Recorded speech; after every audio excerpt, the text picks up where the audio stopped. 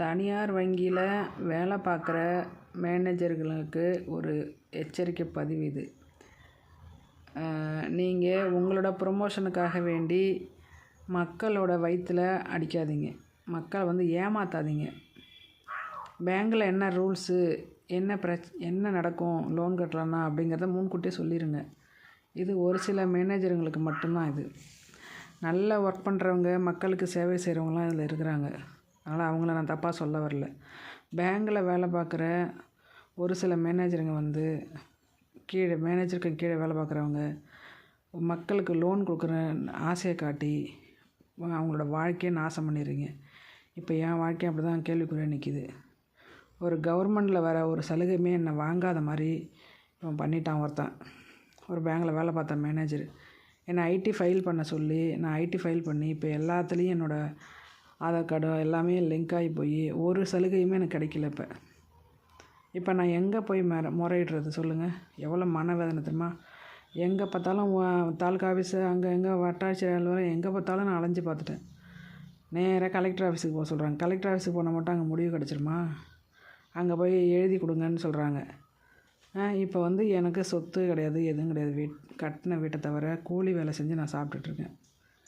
ஆனால் இந்த மாதிரி ஒரு பேங்க் மேனேஜர் பேச்சை கேட்டுக்கிட்டு நான் ஐடி ஃபைல் பண்ணி கொண்டு வந்து கொடுத்து அவன் எனக்கு லோனே கொடுக்கல, ஏமாற்றிட்டான். திரும்ப ஏதோ ஒரு காரணம் சொல்லி ரிஜெக்ட் பண்ணிட்டான். ஆனால் எனக்கு என்ன ஆச்சு தெரியுமா? அந்த ஐடி சர்டிஃபிகேட்டு பீரோவில் கிடக்குது, வேஸ்ட்டாக போச்சு. அதில் என் வாழ்க்கையும் கேள்விக்குறி ஆகிடுச்சு. தயவுசெய்து மக்களே, எவன் லோன் கொடுக்குறான்னு கூப்பிட்டாலும் சரி, நீங்களாக போனாலும் சரி, தயவுசெய்து லோன் வாங்காதீங்க. எங்கேயாவது வட்டிக்கு கடன் வாங்கி நீங்கள் கொடுக்கலனாலும் ஊரில் ஒரு பஞ்சாயத்து மாதிரி வச்சு அசலை மட்டும் வாங்கிக்கப்பா, அவன் இல்லாத பட்டோன்னு சொல்லி இப்படி முடிச்சிருவாங்க. நான் பேங்கில் மட்டும் லோன், நல்லா சொல்கிறேன் கடவுளே, ஆனால் பேங்கில் மட்டும் லோன் வாங்கிடாதீங்க. அதோட உங்கள் வீடு வயல்லாம் போயிடும், நிலமாக போயிடும். நிலத்தை வச்சோ வீட்டை வச்சோ நீங்கள் லோன் எடுக்காதீங்க. நான் எவ்வளோ மன உளைச்சலில் இருக்கிறேன் அப்படிங்கிறதுக்காக தான் இந்த பதிவு. ஆனால் தயவுசெய்து நடுத்தர மக்களை ஏமாற்றி பிழைக்கிற வர்க்கமே நீங்கள் அழிஞ்சு போயிடுவீங்க. உங்களுக்கெல்லாம் பொண்டாட்டி பிள்ளைங்க இருக்குது. நீங்கள் பதவிக்கு ஆசைப்பட்டு, ப்ரமோஷனுக்கு ஆசைப்பட்டு ஒரு 10 பேருக்கு லோன் வாங்கி கொடுத்தா எனக்கு அடுத்த ப்ரமோஷன் அப்படின்னு இந்த திருட்டு தேவடியா பழங்க ஒரு சில நாய்ங்க இருக்கிறானுங்க. அவனுங்க பண்ணுற வேலை.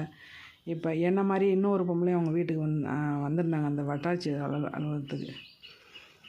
அந்த அம்மாவும் அலைஞ்சிட்ருக்குது. இப்போ நாங்கள் அடுத்த வாரம் 2 பேரும் கலெக்டர் ஆஃபீஸுக்கு போகிறோம். கலெக்டர் ஆஃபீஸுக்கு போய் என்ன ஆக போகுது? கவர்மெண்ட்டில் தான் பதிவாகிடுச்சாமே, அதை ஒன்றும் கேன்சலும் பண்ண முடியாதான், ஒன்றும் பண்ண முடியாதான்.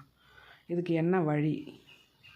இது மாதிரி தனியார் பேங்க்லேயோ கவர்மெண்ட் பேங்க்லேயோ தயவுசெய்து நிலத்தையே வீட்டையே வச்சு லோன் போடாதீங்க. இது என்னோடய சொந்த அனுபவம். தயவுசெய்து புரிஞ்சுக்கோங்க மக்களே. எங்கேயாவது